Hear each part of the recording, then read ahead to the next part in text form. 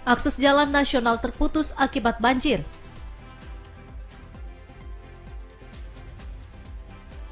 Polres Kukar bekuk 2 residivis yang beraksi di Tenggarong.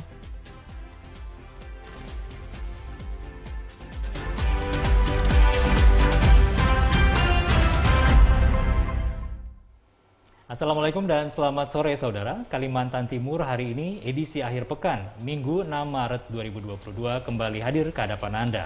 Bersama saya Erwin Syah. Dan saya Aisy Gunadi. Selama 1 jam ke depan kami telah menyiapkan beragam informasi dari wilayah Kalimantan Timur dan Kalimantan Utara. Berikut informasi selengkapnya.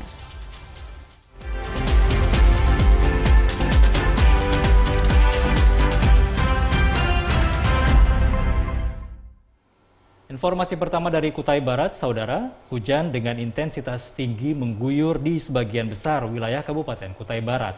Akses jalan nasional pun tidak dapat dilalui akibat terendam banjir.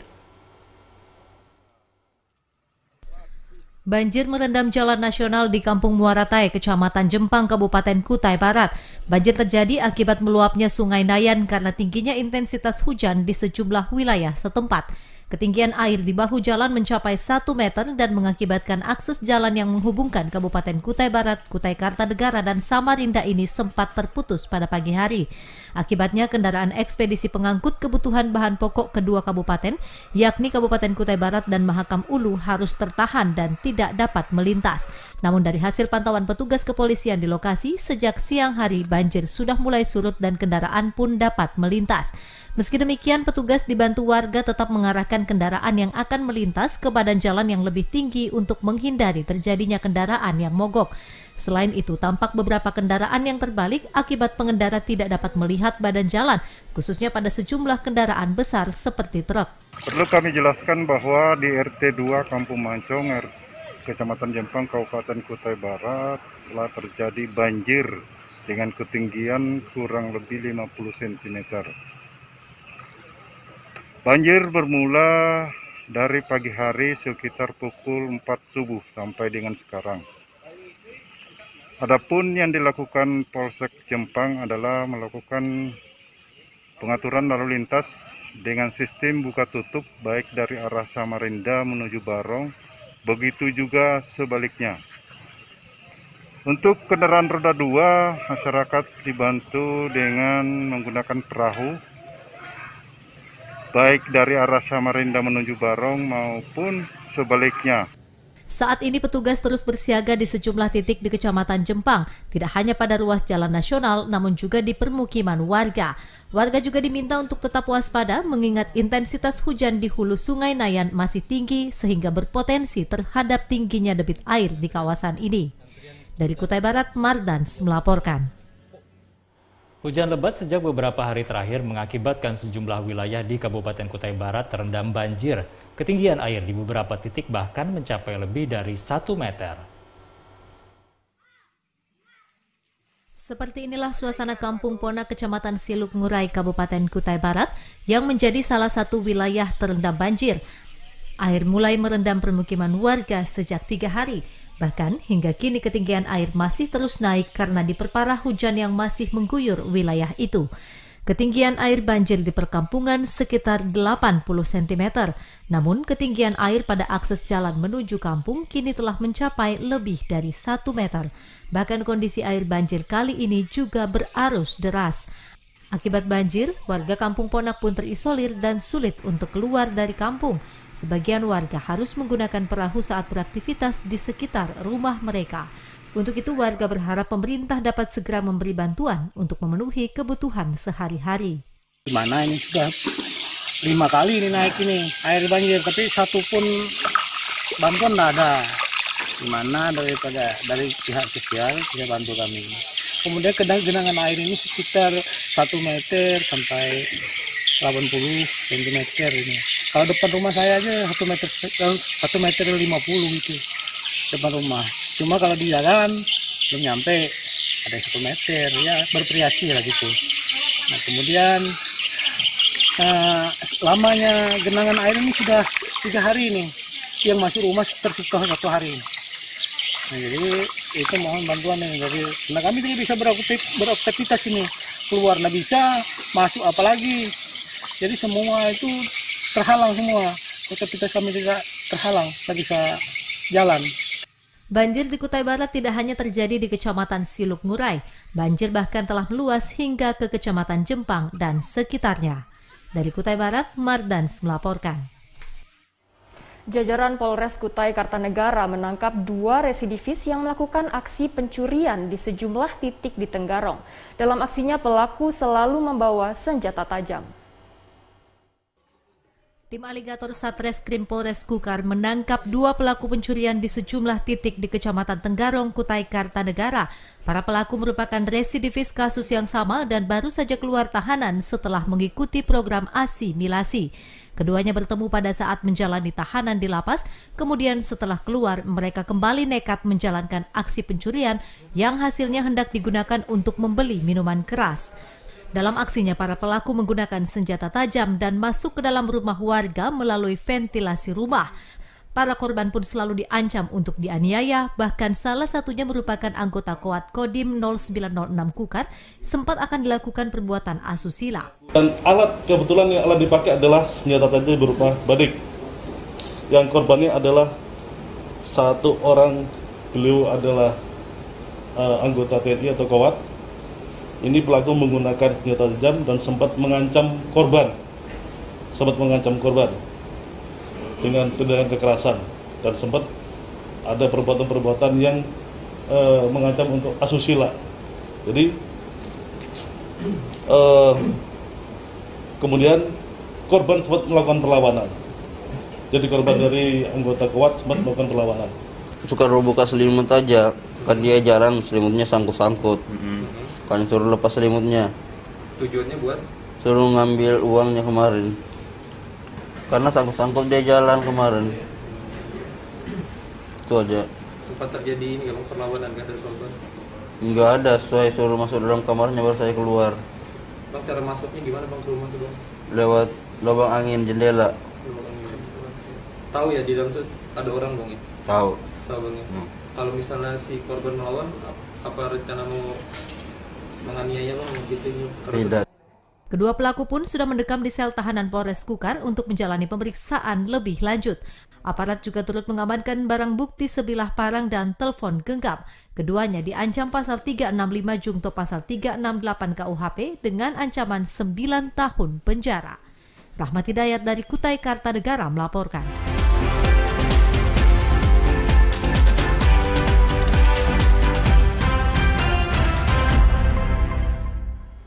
Beralih ke informasi lain, Saudara, penambahan kasus positif COVID-19 setiap harinya di Kalimantan Timur masih fluktuatif. Juru bicara Satgas Penanganan COVID-19 Kaltim, Andi Muhammad Ishak, mengatakan ada banyak faktor penyebab peningkatan kasus COVID-19. Berdasarkan rilis Satuan Tugas Penanganan COVID-19 Kalimantan Timur per 5 Maret 2022, tercatat ada penambahan kasus positif sebanyak 1.212 kasus. Angka ini lebih tinggi dari penambahan kasus positif kemarin, yakni 1.112 kasus. Selain itu, pasien yang sembuh dan selesai melakukan isolasi juga masih lebih tinggi dari kasus positif harian. Tercatat ada 2.273 kasus atau lebih banyak dari hari sebelumnya, yakni 2.182 kasus. Juru bicara Satgas Penanganan COVID-19 Kalimantan Timur, Andi Muhammad Ishak, di laman Pemprov Kalimantan Timur menjelaskan banyak indikator yang mempengaruhi penyebaran COVID-19. Di antaranya mobilitas penduduk, cakupan vaksinasi, kepatuhan dan kedisiplinan penerapan protokol kesehatan, serta kemampuan penyebaran penyakit atau virus corona. Untuk sebaran kasus COVID-19 di Kalimantan Timur, Kota Balikpapan masih menjadi daerah tertinggi terkonfirmasi COVID-19. Penambahan kasus positif di Kota Balikpapan sebanyak 288 kasus, ditambah 2 kasus pelaku perjalanan luar negeri. Disusul Berau 235 kasus, Kutai Kartanegara 205 kasus, Samarinda 138 kasus, Pasir 92 kasus, Kutai Barat 87 kasus, Bontang 81 kasus, Kutai Timur 59 kasus, Penajam Pasir Utara 21 kasus, dan Mahakam Ulu 3 kasus. Pandemi COVID-19 masih belum berakhir. Untuk itu, masyarakat diharapkan dapat disiplin menerapkan protokol kesehatan dengan memakai masker, mencuci tangan dengan sabun dan air mengalir secara berkala, menjaga jarak, menjauhi kerumunan, dan membatasi mobilitas. Selain itu, upaya testing, tracing, dan treatment serta vaksinasi harus terus digalakkan guna memutus mata rantai penyebaran COVID-19. Tim redaksi TVRI Kaltim melaporkan. Saudara, pemerintah terus berupaya meningkatkan capaian vaksinasi sebagai salah satu langkah untuk mengatasi pandemi COVID-19. Selain itu, melalui vaksinasi, kekebalan tubuh juga akan meningkat sehingga resiko terpapar dan memiliki gejala berat bisa dihindari.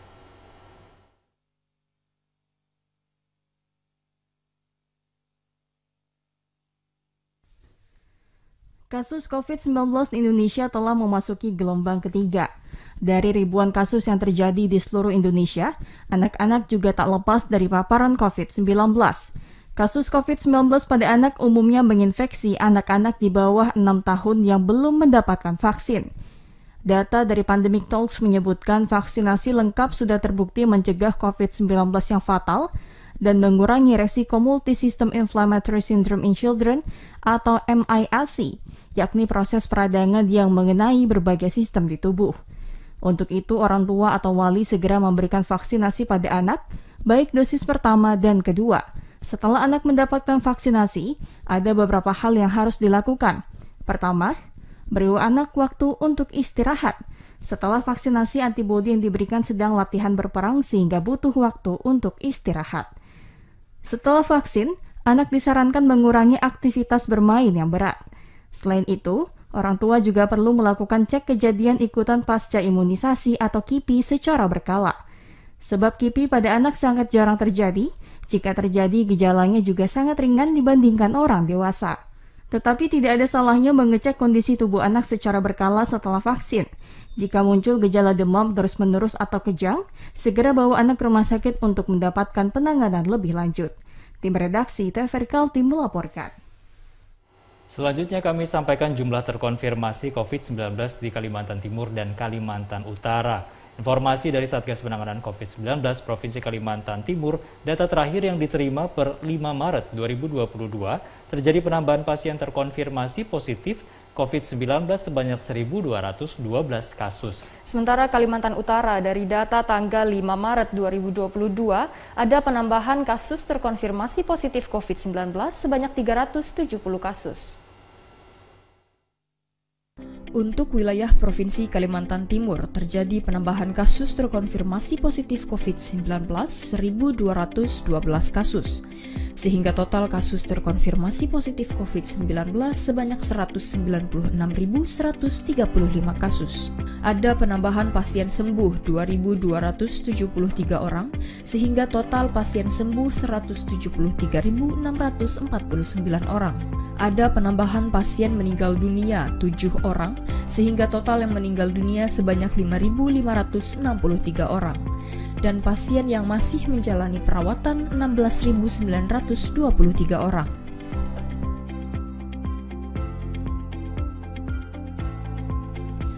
Sementara wilayah Provinsi Kalimantan Utara ada penambahan kasus terkonfirmasi positif COVID-19 370 kasus, sehingga total jumlah terkonfirmasi positif sebanyak 41.264 kasus. Sedangkan untuk data pasien sembuh ada penambahan 319 orang, sehingga total pasien sembuh sebanyak 36.993 orang.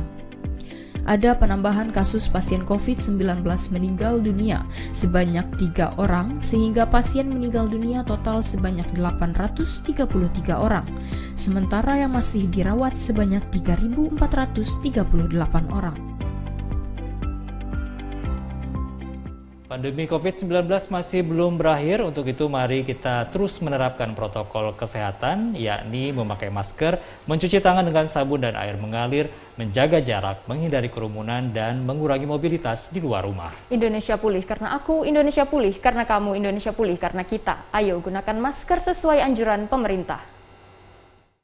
Bapak, Ibu, saudara-saudara, saat ini semua wajib pakai masker. Kita pasti bisa menghadapi pandemi ini, Indonesia pasti bisa.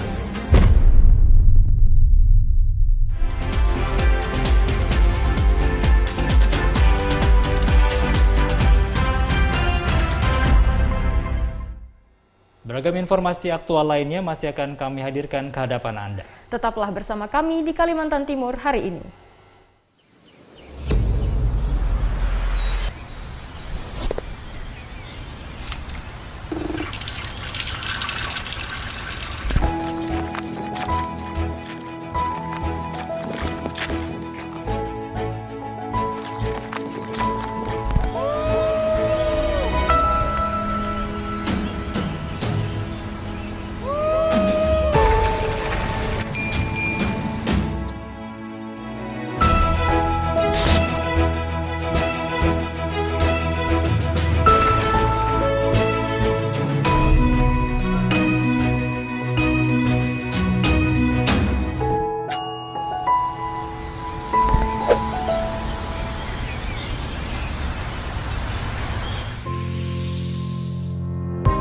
Sebuah persembahan dari bumi Borneo.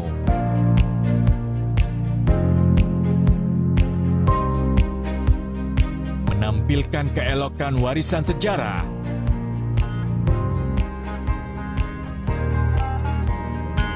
Mahakarya budaya tradisional bersatu padu dengan budaya modern.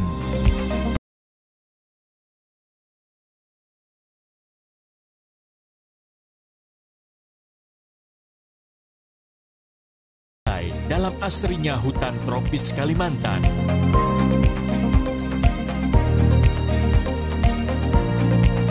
Berpadu debur ombak, menyisir di atas pasir nan lembut. Pesona nirwana di timur Kalimantan.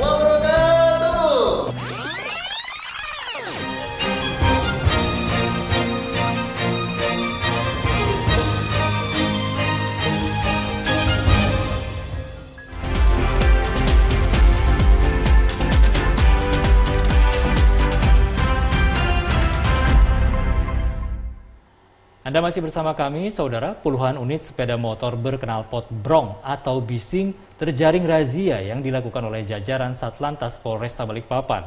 Mayoritas pelanggar ini merupakan anak di bawah umur yang belum memiliki surat izin mengemudi.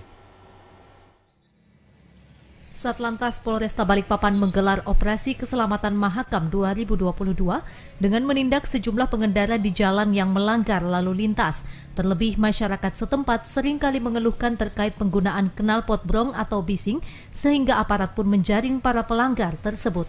Kasat Lantas Polresta Balikpapan, Kompol Retno Aryani mengatakan dalam razia yang dilakukan ini ditemukan masih banyak pengendara yang merupakan anak di bawah umur dan tidak memiliki surat izin mengemudi. Di samping itu, pelanggar juga tidak memiliki kelengkapan sepeda motor seperti helm dan kaca spion serta knalpot yang tidak sesuai standar. Puluhan pengendara ini pun dipastikan mendapat sanksi tilang. Aparat juga memanggil orang tua pelanggar di bawah umur. Dan khusus untuk pelanggaran knalpot brong, para pemilik wajib mengganti knalpot sesuai standar sebelum diambil. Jadi kita malam ini melaksanakan razia. Sasaran kita adalah knalpot bising, karena itu banyak sekali knalpot bising yang digunakan oleh anak-anak muda. Jadi setiap malam ini kita melaksanakan razia knalpot bising. Untuk yang kita amankan ada sekitar puluhan knalpot bising dan juga ada pelanggaran-pelanggaran yang lain juga kita temukan, tidak memakai helm, tidak ada spionnya, kemudian tidak ada surat-surat kendaraannya. Jadi kita amankan sementara di Mako. Untuk sanksi yang diberikan ke pelanggar ini apa saja, Bu?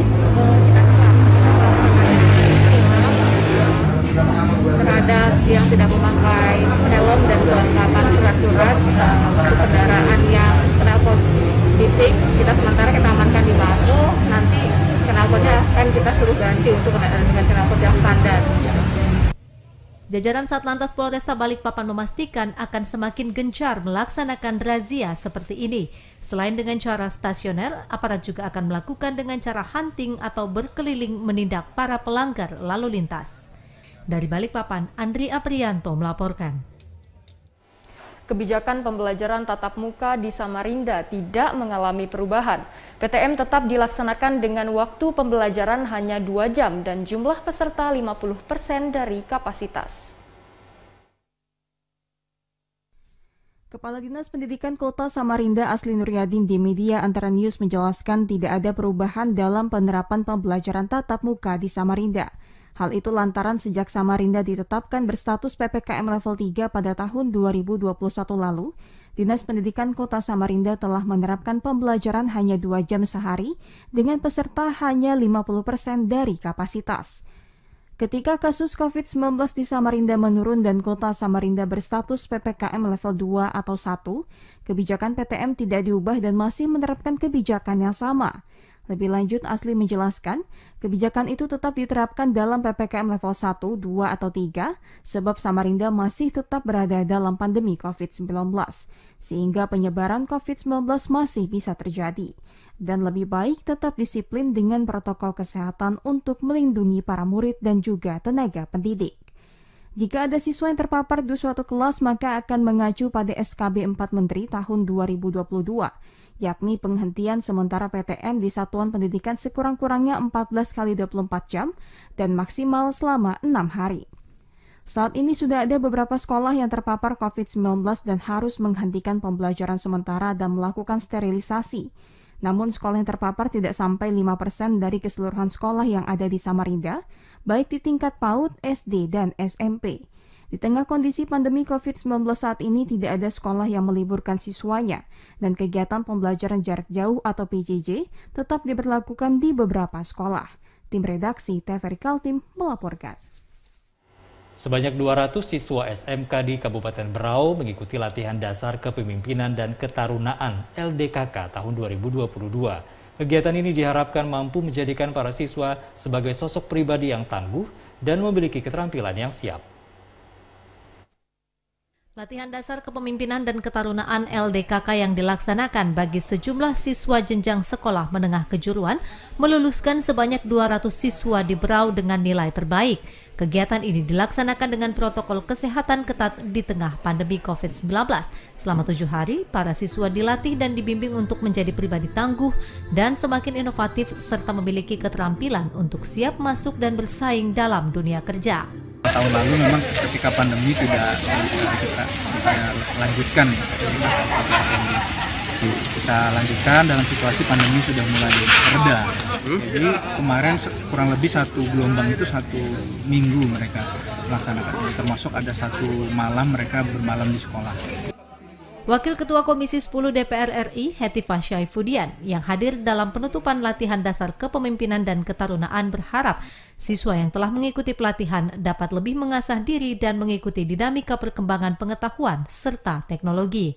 Layanan dalam bentuk berbagai keterampilan yang sudah diberikan di sekolah ini juga sangat dibutuhkan untuk mensupportnya. Nah, LDKK itu lebih penting lagi karena yang dipentingkan di SDM kita ke depan bukan hanya pengetahuan dan keterampilannya, tapi juga sikap dan leadership-nya. Pihak sekolah juga berkomitmen untuk terus menjalankan program pendidikan kepada para siswa meski banyak keterbatasan sarana dan prasarana yang dihadapi di tengah pandemi COVID-19. Lalu Ridwan Syah dari Berau melaporkan. Pandemi COVID-19 memberikan dampak yang cukup signifikan, salah satunya dalam pelaksanaan haji dan umroh.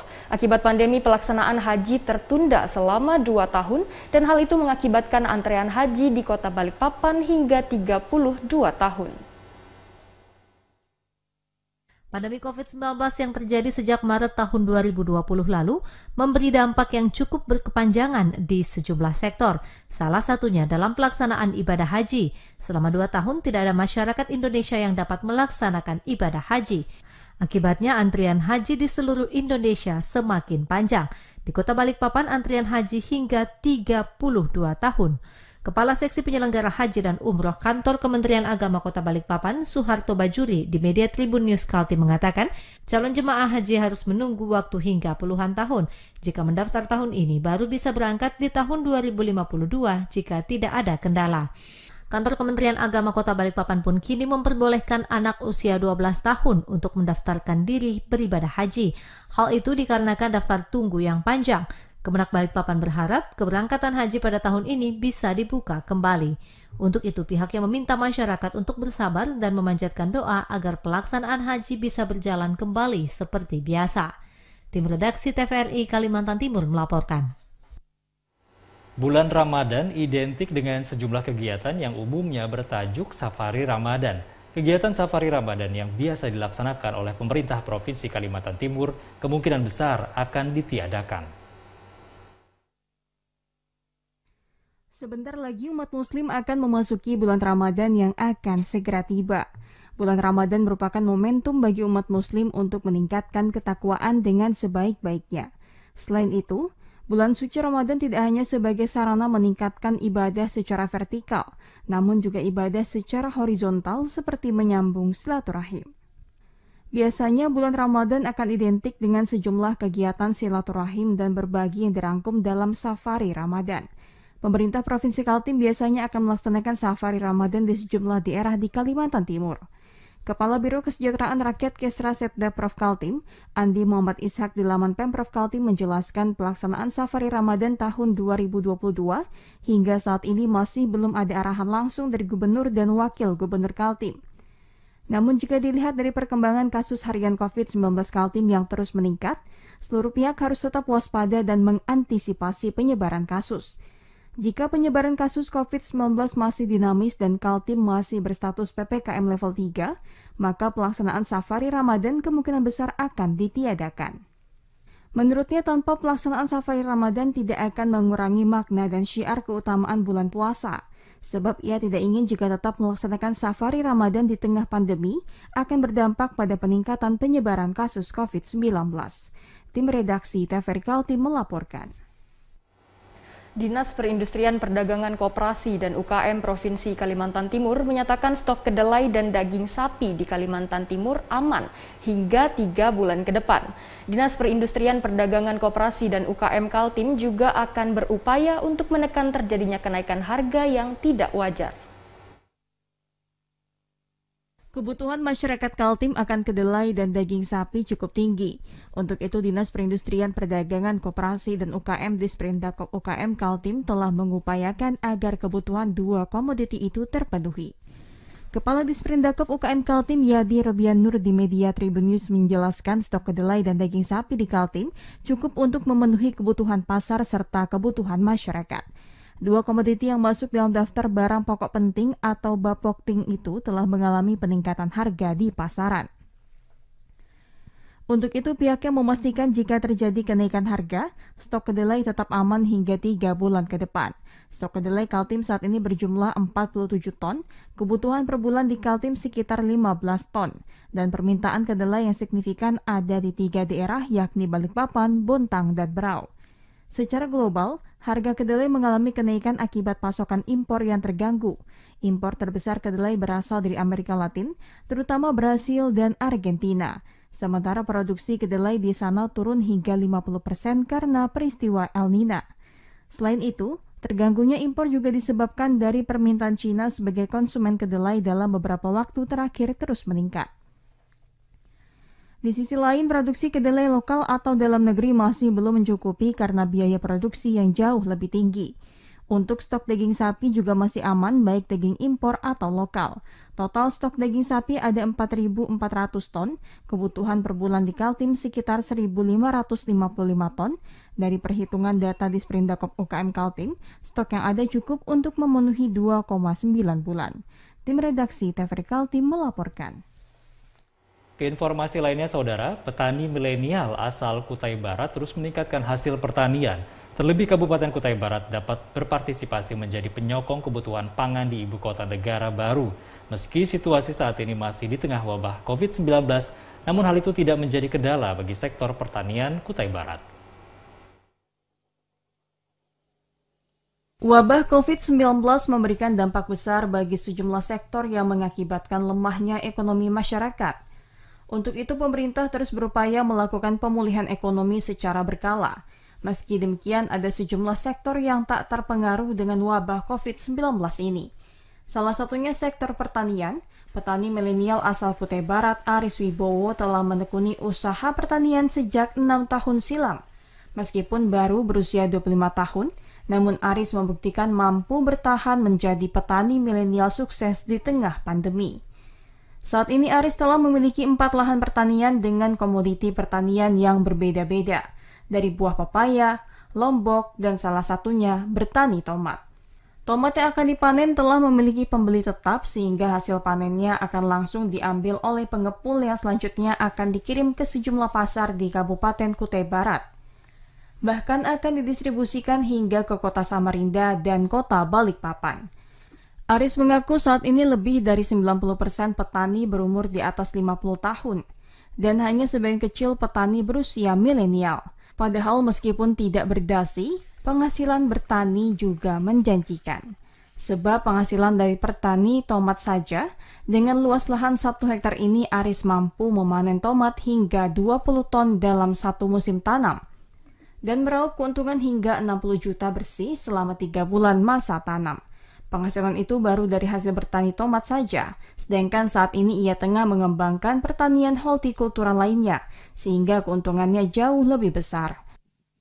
Kami sangat bersyukur sekali dengan umur-umur yang seperti ini, kami bisa berterjun di bidang pertanian ini.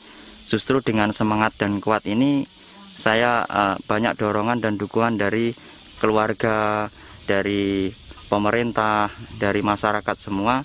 Karena jiwa-jiwa yang kami cari ini adalah jiwa muda yang bisa menjadi jiwa kekuatan pangan di negeri kami, Pak.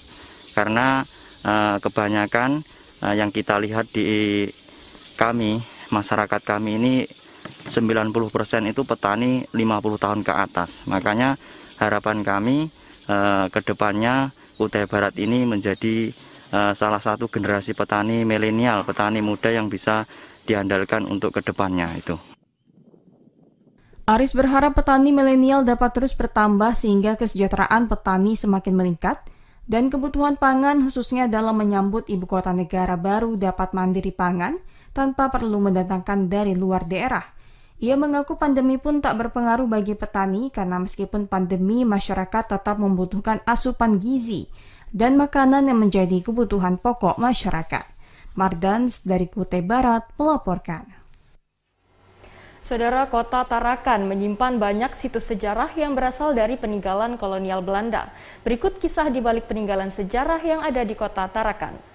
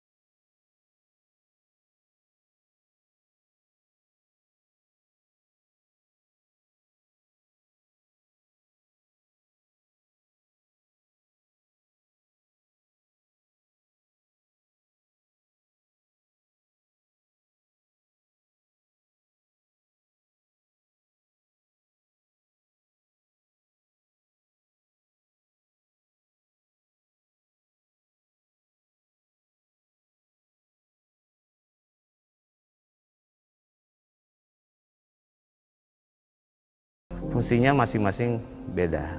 Ada berfungsi sebagai logistik, amunisi, pengintai, dan lain sebagainya. Nah, situs-situs ini masih bisa kita lihat sampai sekarang.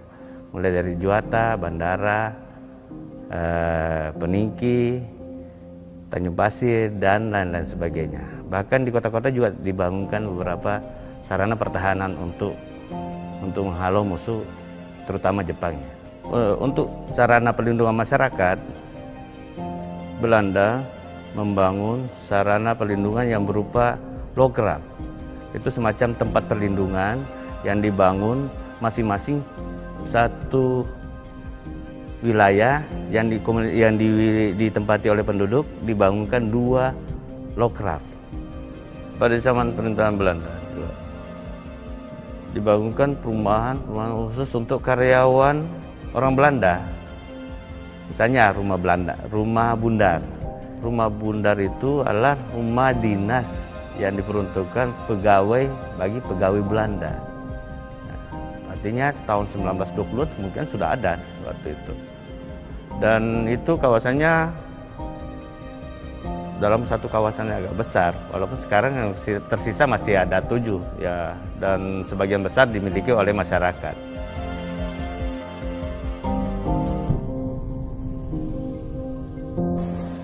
Tarakan memang mendunia sejak dulu kala karena minyak bumi menjadi daya tariknya.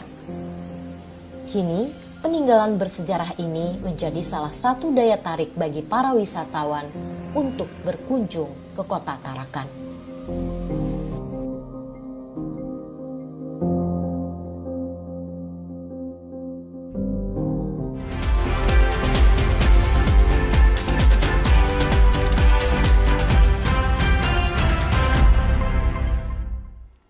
Saudara, kami masih akan kembali usai pariwara berikut. Tetaplah di Kalimantan Timur hari ini.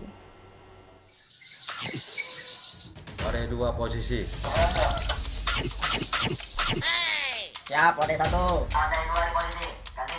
Siapkan barangnya. Temui saya di lokasi yang kita sepakati ya. Cepat. Siap, Ode 1. Segera disiapkan.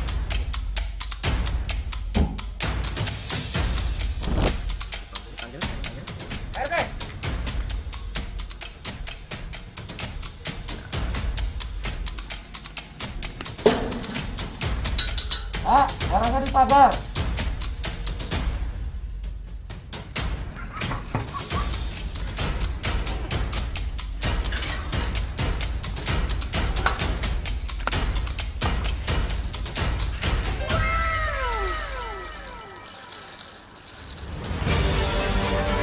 Berjuang Isomar tidak pernah membiarkan mereka yang berjuang melawan COVID-19.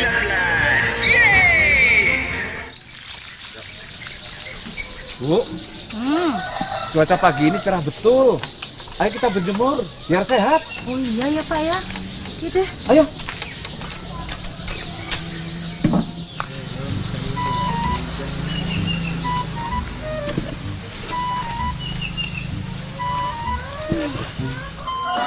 Jangan lama-lama berjemurnya. Nanti kering seperti ikan asin yang sejemur ini. Ya berjemurnya jangan seharian dong. Nanti kering kayak ikan asinmu. Matahari pagi sangat baik untuk kesehatan tubuh kita. Terlebih masa pandemi ini. Memang kalian kebal sama COVID-19. Ya udah yuk, kita ikut berjemur juga.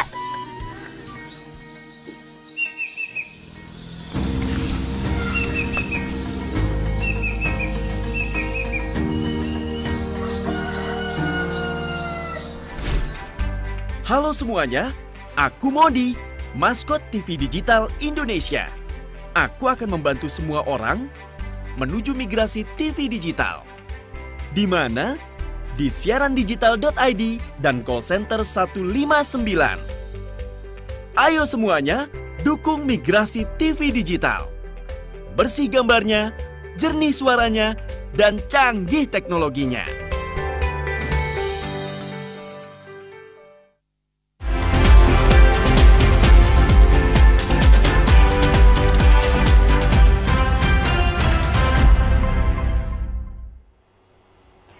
Saudara, terima kasih Anda masih bersama kami. Iya, saudara, berikutnya akan kami hadirkan segmen Berita Kalimantan. Dalam beberapa waktu terakhir, buaya muara kerap muncul di sekitar pemukiman warga yang tinggal di bantaran Sungai Mentaya, Kota Waringin Timur. Bahkan kemunculan buaya juga dilaporkan telah masuk ke saluran drainase di Kota Sampit. Komandan BKSDA Pos Sampit, Muriansa, mengatakan kemunculan buaya tersebut karena saat ini telah memasuki musim kawin. Buaya akan berkeliaran untuk mencari pasangan dan tempat untuk bertelur. Musim kawin tersebut biasanya berlangsung pada bulan Desember, Januari, Februari, dan Maret. Untuk itu masyarakat diminta lebih waspada karena buaya pada musim kawin akan lebih agresif dibandingkan biasanya. Desember, Januari, Februari, dan Maret merupakan musim kawin dan bertelur buaya. Itu kami juga duga kuat yang menyebabkan buaya menjadi lebih agresif. Kepada warga yang beraktivitas di tepi sungai, kami menghimbau agar lebih berhati-hati dan selalu waspada saat beraktivitas di Sungai Mentaya ataupun anak-anak Sungai Mentaya. Penyebab utamanya adalah kerusakan habitat yang berdampak ke pakan alaminya, sehingga buaya berpindah ke daerah lain untuk mencari makan. Selain itu, masuknya buaya di sekitar pemukiman juga dipicu rusaknya habitat alami buaya yang menyebabkan buaya mencari makan berupa ternak warga maupun bangkai binatang yang dibuang ke sungai. Dari Kota Waringin Timur, Ahmad Ben Bella melaporkan. Informasi yang baru saja Anda saksikan, saudara, adalah dari Kalimantan Tengah terkait dengan waspada buaya agresif. Kita beralih ke informasi dari Kalimantan Barat. Aparatur pemerintahan, kelurahan, dan kecamatan diminta siaga dan waspada kebakaran hutan dan lahan. Kewaspadaan harus ditingkatkan selain mengantisipasi kabut asap juga karena cuaca panas beberapa waktu terakhir. Kebakaran lahan di beberapa titik yang diakibatkan memuncaknya suhu panas di Kota Pontianak hingga di atas 30 derajat Celcius harus diwaspadai oleh seluruh pihak. Wali Kota Pontianak Edi Rusdi Kamtono mengatakan tak ingin kebakaran lahan tersebut semakin meluas hingga mengakibatkan kabut asap dan mengganggu aktivitas warga. Camat, lurah, RT, dan RW, terutama yang lingkungannya terdapat lahan gambut, diminta untuk waspada dan sigap bila terjadi kebakaran lahan di lingkungannya. Apabila terjadi kebakaran lahan di lingkungan sekitarnya, diharapkan agar segera dipadamkan untuk mencegah meluasnya kobaran api. Masyarakat juga diingatkan untuk tidak melakukan pembakaran lahan, termasuk membuka lahan perumahan dengan cara membakar lahan. Pembakaran lahan baik yang disengaja atau tidak bisa berdampak luas dan tidak terkendali. Bagi warga yang memiliki lahan diharapkan untuk mengawasi lahannya karena terkadang mereka tidak menyadari lahannya terbakar. Di beberapa wilayah di Kota Pontianak, sebagian masih ada lahan yang bergambut, di antaranya wilayah Pontianak Selatan dan Tenggara, termasuk sebagian di Pontianak Utara. Pemerintah Kota Pontianak melalui perangkat daerah melakukan monitoring dan piket siaga waspada jika terjadi kebakaran lahan dengan melibatkan masyarakat. Selain itu, sumber air yang ada juga harus dirawat untuk memudahkan saat memadamkan kebakaran lahan. Tim redaksi TVRI Kalimantan Barat melaporkan. Saudara, tumpukan sampah meluber dari tong terjadi di Pasar Rakyat Ngabang, Kabupaten Landak. Warga berharap pemerintah menyediakan tempat sampah yang layak. Sampah di Pasar Rakyat Ngabang dikeluhkan oleh warga setempat. Pasalnya setiap warga membuang sampah selalu meluber atau tidak pada tempatnya.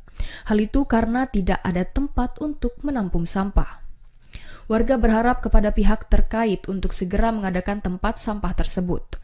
Seorang pedagang di Pasar Rakyat Ngabang, Hasrat Juang, berharap pemerintah daerah melalui dinas terkait agar menyediakan tempat sampah atau mobil derek untuk penyimpanan sampah. Karena selama ini sampah selalu meluber dan menyebabkan bau yang tidak enak atau busuk. Selain menyebabkan bau yang tidak enak, sampah juga menyebabkan pemandangan yang kurang elok dipandang oleh masyarakat. Saya sebagai masyarakat meminta kepada pihak dinas untuk menyediakan bak sampah atau mobil derek untuk penyimpanan sampah karena selama ini sampah telah meluber dan menyebabkan bau tidak enak atau busuk. Kepala Dinas Lingkungan Hidup Kabupaten Landak, Banda Kolaga mengatakan, sejak pembangunan Pasar Rakyat Ngabang beberapa tahun lalu sudah tersedia tong pembuangan sampah, namun sudah rusak. Saat ini penanganan sampah di kawasan Pasar Rakyat Ngabang pihaknya sudah menempatkan tong di dekat pasar los penjualan daging babi. Kami dari Dinas Lingkungan Hidup, dalam hal penanganan sampah, menempatkan kontainer. Kan ada kontainer, kemudian ada tong di Pasar Rakyat yang dekat Los Babi, depan Los Babi itu kan ada. Nah, kami hanya bisa menempatkan kontainer di situ. Dulu tong ada, sebentar apakah kontainer itu sudah ditaruh kembali, karena kontainer yang ada kemarin sempat rusak, jebol kan, harus kita las kembali. Dinas Lingkungan Hidup mengharapkan kepada masyarakat untuk tidak meletakkan sampah di luar tong sampah. Masyarakat juga harus memilah sampah berupa pecah belah, kulit bula ayam, atau sampah organik dan non-organik. Tim redaksi TVRI Kalimantan Barat melaporkan. Kita ke Kalimantan Selatan, Saudara. Polsek Pelaihari Kabupaten Tanah Laut menggelar vaksinasi berhadiah minyak goreng guna menarik minat masyarakat agar ikut vaksinasi. Dalam vaksinasi ini, masyarakat antusias mengikuti vaksin dosis pertama, kedua, maupun ketiga. Masyarakat di kota Pelaihari dan sekitarnya nampak berdatangan ke Mapolsek setempat guna mengikuti vaksinasi tahap pertama, kedua, dan ketiga atau booster yang digelar oleh Polsek Pelaihari. Selain memberikan pelayanan vaksin gratis, pihak kepolisian juga memberikan hadiah berupa 1 liter minyak goreng bagi masyarakat yang berpartisipasi dalam vaksinasi ini. Salah satu masyarakat setempat, Juhairiah, mengaku senang sudah mengikuti vaksin tahap kedua. Selain itu, dia juga mendapatkan 1 liter minyak goreng yang nantinya digunakan untuk keperluan memasak. Vaksin yang keberapa? Vaksin kedua. Tadi dapat minyak goreng juga, Bu ya? Iya, dapat minyak goreng. Jadi senang, Bu ya, dapat minyak goreng, Bu ya? Iya, senang. Hal senada juga diungkapkan oleh warga Ujung Batu, Syarif, yang mengaku bersyukur sudah mendapatkan vaksinasi dan mendapat minyak goreng. Sudah vaksin kedua. Jadi sudah mengikuti vaksin kedua. Tadi berapa orang ke sini, Mas, barengannya, Mas? Hampir 15-an lah. 15 orang lah, pakai mobil lah dari desa. Dari desa Ujung Batu. Dari desa Ujung Batu. Tadi dapat migor aja, Mas ya? Ya, dapat. Sementara itu, Kapolsek Pelaihari Ibda Ferli Manurung mengungkapkan pihaknya menggelar vaksinasi dosis 1, 2, dan vaksin booster bagi warga sekitar. Selain itu, vaksin kali ini juga memberikan hadiah minyak goreng sebagai bentuk kepedulian karena minyak goreng yang cukup sulit ditemukan. Kita kasih 1 liter minyak goreng. Ini bukan artinya ya membuat warga misalnya tidak mampu beli minyak goreng, tidak. Ini hanya perhatian kami kepada kawan-kawan warga di mana minyak goreng sekarang katanya susah. Di sini kita membantu. Sebelumnya, Polsek Pelaihari juga menggelar vaksinasi dengan hadiah serupa agar target vaksinasi di Kecamatan Pelaihari dapat mencapai 100%. Dari Tanah Laut, Zainal Abidin, TVRI Kalimantan Selatan melaporkan. Desa Muning Baru, Kecamatan Daha Selatan, Kabupaten Hulu, Sungai Selatan dikelilingi lahan rawa jika saat musim hujan. Hal ini tentu saja dimanfaatkan oleh kebanyakan warga yang mayoritas bekerja sebagai nelayan untuk menjadikannya sebagai ladang usaha. Salah satu usaha dari hasil tangkapan ikan yang rutin dilakukan ialah dengan memproduksi ikan sepat kering. Warga Desa Muning Baru, Kecamatan Daha Selatan, Kabupaten Hulu Sungai Selatan yang tinggal di desa dengan mayoritas penduduk sebagai nelayan ini secara turun-temurun terkenal dengan produksi ikan sepat kering. Di mana hal ini didukung karena ikan sepat yang begitu melimpah apabila saat musim hujan seperti saat ini. Di sepanjang jalan desa yang juga merupakan akses untuk menuju ke Kecamatan Daha Utara dan Daha Barat, bisa dilihat dalam setiap harinya warga yang melakukan penjemuran ikan sepat bahkan dijual langsung apabila ada pengendara yang melintas dan singgah untuk membeli. Bukan itu saja, agar produksi ikan sepat kering lebih diminati, warga di Desa Muning Baru ini bukan saja melakukan penjualan di halaman rumah, tetapi juga dimasukkan dalam satu kemasan dengan berat yang sudah ditentukan, lalu dijual atau dipasarkan di toko-toko sembako yang ada di Kabupaten Hulu Sungai Selatan. Menurut Kepala Desa Muning Baru, Gus Riyadi, produksi ikan sepat kering yang rutin dilakukan oleh warganya ini tidak hanya dipasarkan di wilayah Kabupaten Hulu Sungai Selatan, tetapi juga sudah merambah ke berbagai daerah di luar kabupaten, bahkan luar Kalimantan, seperti Pulau Jawa, Sumatera, hingga ke luar negeri seperti Malaysia, Brunei Darussalam, bahkan ke Arab Saudi. Selain bisa bertahan lama, ikan sepat kering yang diproduksi oleh warga di Desa Muning Baru, Kecamatan Daha Selatan ini juga terkenal dengan kebersihannya serta tidak terlalu asin. Bahkan bukan saja memproduksi ikan sepat kering, banyak pula warga di desa ini yang memproduksi jenis ikan kering lainnya seperti dari ikan haruan, tauman, dan jenis ikan lainnya yang didapat saat menangkap ikan. Tim Liputan TVRI Kalimantan Selatan melaporkan. Terbatasnya berbagai kegiatan akibat pandemi COVID-19 di ruang publik membuat masyarakat mencari kegiatan alternatif yang menghibur. Olahraga panahan tradisional merupakan salah satu kegiatan alternatif yang kini mulai ramai diminati masyarakat. Olahraga panahan tradisional kini mulai ramai diminati masyarakat dari berbagai kalangan. Terbatasnya segala kegiatan akibat pandemi COVID-19 juga turut membuat olahraga ini menjadi pilihan alternatif, kegiatan yang menghibur. Di Kabupaten Hulu Sungai Tengah, Klub Murakata Horseback Archery yang beranggotakan 30 orang setiap sore rutin menggelar latihan di Desa Mandingin. Salah seorang warga Barabai, Husaini, mengaku baru beberapa minggu terakhir belajar dan mengikuti kegiatan panahan tradisional yang bertujuan untuk meningkatkan imunitas tubuh dan kesehatan. Sementara itu, Koordinator Lapangan Panahan Murakata Horseback Archery, Gunawan, menyebutkan sejak tahun 2019 hingga sekarang, anggota klub mereka selalu meraih juara pada ajang perlombaan offline ataupun online. Kita untuk sunnah Nabi, mengikuti sunnah Nabi yang pertama ya lo. Yang kedua untuk kesehatan. Yang ketiga untuk hobi kita ya lo. Punya olahraga lah, ada keringat ya lo, keluar keringat. Lomba-lomba, alhamdulillah untuk beberapa tahun dari sekitar tahun 2019 sampai sekarang, ketika ada perlombaan baik itu online atau offline, itu alhamdulillah anggota dari klub kita selalu ada yang juara. Klub Murakata Horseback Archery meraih juara umum pada ajang turnamen panahan tradisional se-Kalimantan Selatan yang digelar di Kabupaten Hulu Sungai Selatan. Bagi masyarakat Hulu Sungai Tengah yang tertarik untuk menyaksikan ataupun mencoba olahraga panahan tradisional, bisa langsung mengunjungi lapangan panahan di Desa Mandingin. Ahmad Rizky, kontributor TVRI Kalimantan Selatan, melaporkan.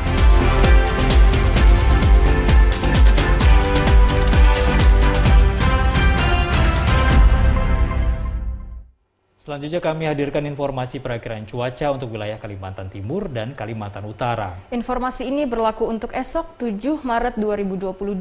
Selengkapnya dalam segmen info publik berikut ini.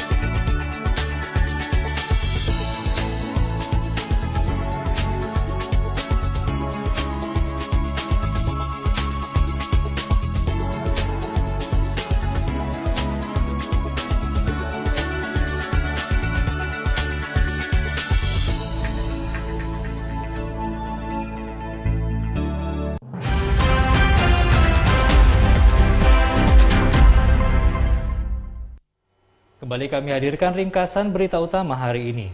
Di antaranya ada berita mengenai akses jalan nasional terputus akibat banjir.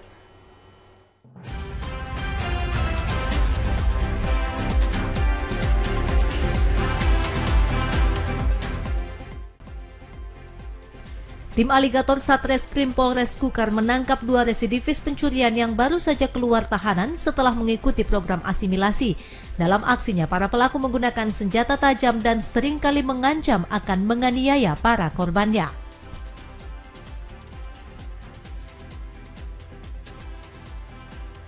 Hujan dengan intensitas tinggi mengakibatkan banjir di sejumlah titik di Kutai Barat. Ketinggian air di akses jalan nasional mencapai 1 meter dan mengakibatkan jalan yang menghubungkan Kabupaten Kutai Barat, Kutai Kartanegara, dan Samarinda ini sempat terputus pada pagi hari.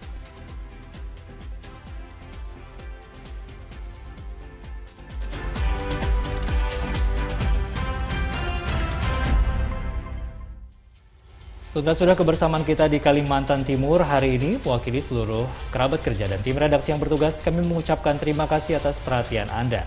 Saya Erwin Syah. Dan saya Aisy Gunadi. Ayo dukung terus Migrasi TV Digital Indonesia karena bersih gambarnya, jernih suaranya, canggih teknologinya. TVRI Kaltim Kaltara, TVRI Etam.